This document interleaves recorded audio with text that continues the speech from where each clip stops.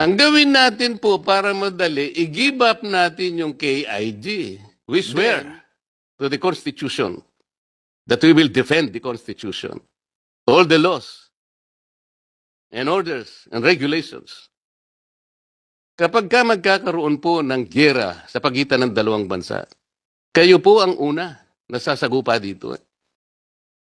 Kaya dapat po mas interesado kayo kaysa sa amin. Ano ba talaga ipagpapatayan natin dito? We will offer our lives, including the lives of our children, and to die for it, for something that is not even within our EEZ. Ang gawin natin po para madali, i-give up natin yung KIG. Ang gawin natin po para madali, i-give up natin yung KIG. Then, mako-coordinate na natin lahat. But until and unless nandun yung KIG, wala nga po sa, nasa labas po ng ating exclusive economic zone. Paano po malalagay sa entire West Philippine Sea? Si Marcolita banta sa pagkawala ng Pilipinas, kung mahal nyo ang Pilipinas huwag nyo nang iboboto.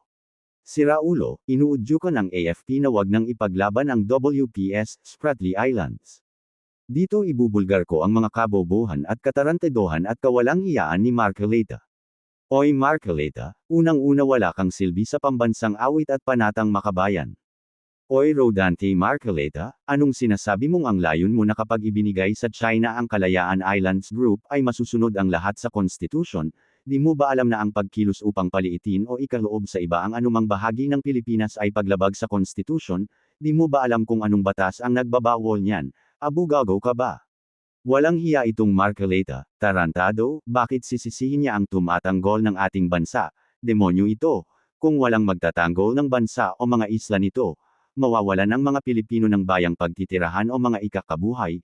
Di ba alam ng Marcolitang ito na yung mga lahing sinakop ang kanilang bansa ay nawala ang kanilang lahi, tulad ng Formosa, Taiwan, Borneo, etc., yung ibang mga tao ng mga bansang sinakop ay palipat-lipat na lang. Ang Israel kundi yan peoples of God, baka naubos na rin ang lahi nila, kaya lang maraming bansa ang ginamit ng Diyos para makabalik muli sila sa lupang pangako ang Canaan, Israel, na ayon sa propesya ay maibabalik ang buong Canaan sa Israel at yung ibang karatig na mga bansa ay edudugtong pa. Kaya natural ang AFP ang sasagupo hindi lang Navy o Coast Guard, lintik na Marcolita ito, inuudyukan pa ang AFP na wag nang ipagtanggol ang mga isla ng Pilipinas na puno ng mga yaman na ikakaginhawa at ikakaunlad ng Pilipinas. Dapat raw mas maging interesado ang AFP at o Coast Guard kaysa kanilang mga pro-China. Di ba ang interest ng mga pro-China ay ikaloob ang mga isla ng Pilipinas sa China? Demonyong Marcolita ito, nagtanong pa, ano raw ipagpapatayan sa pagtanggol sa mga isla ng Pilipinas? Mga senador at pangulo at pangalawang pangulo ang mga pro-China na mga demonyong ito pero sila pa ang nagwalang saysay ng pambansang awit at panatang makabayan. Uli, gusto ata mga demonyong mga pro-China na ito na mawala ang lahi ng Pilipino. Sinasabi pa ng mga demonyong mga pro-China na ito na ang mga magtatanggol pa sa Pilipinas ang nagpapatotsyada raw sa China. Samantalang tinutugon lang nila ang mga pasaring o patutsyada o mga ginagawa ng China, o tarantadong Marcolita lahat yan ay may patoto o, mga demonyong mga pro-China na ito, akala nila ang mga isla at mga karagatan ng Pilipinas ay mga boteng pwedeng ipamigay, ang ilan ng Pilipino sa peso lang ay nagpapatayan, mga isla at mga karagatan pa kaya, ng Pilipinas na puno ng yaman. Asal hayop talaga itong mga pro-China, mga makasarili, walang pagmamahal sa mga kababayan nila.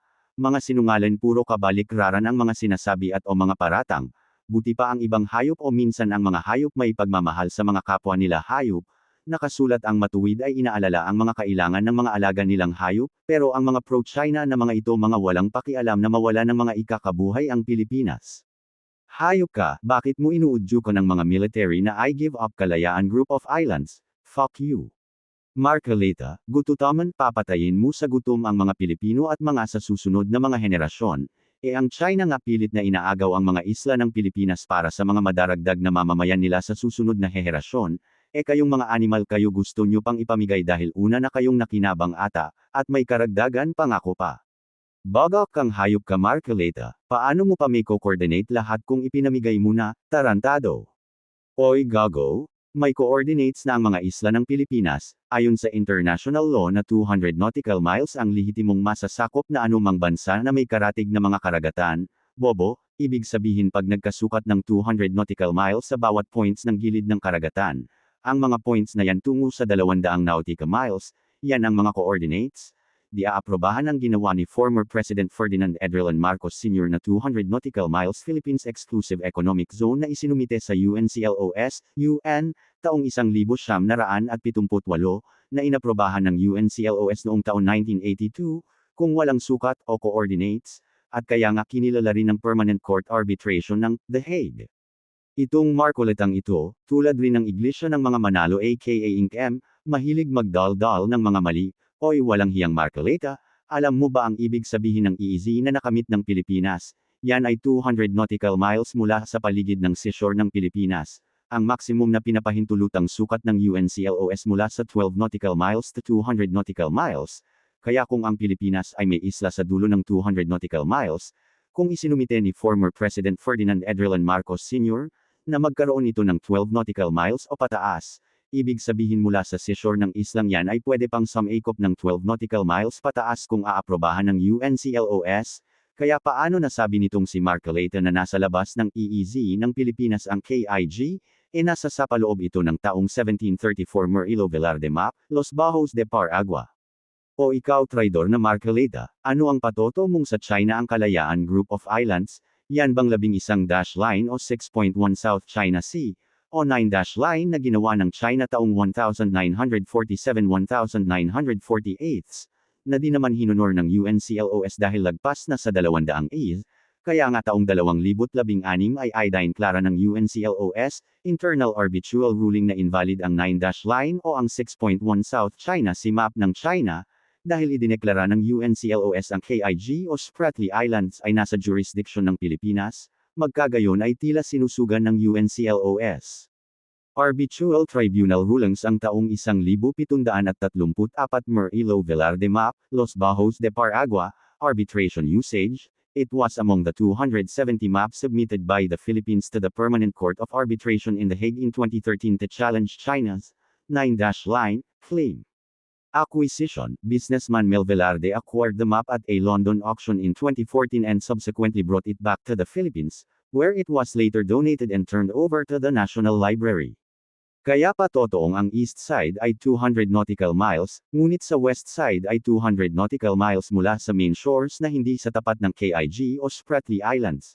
Dahil ang seashore ng Pilipinas sa tapat ng KIG o Spratly Islands ay mahigit 280 nautical miles, ito ang katotohanan.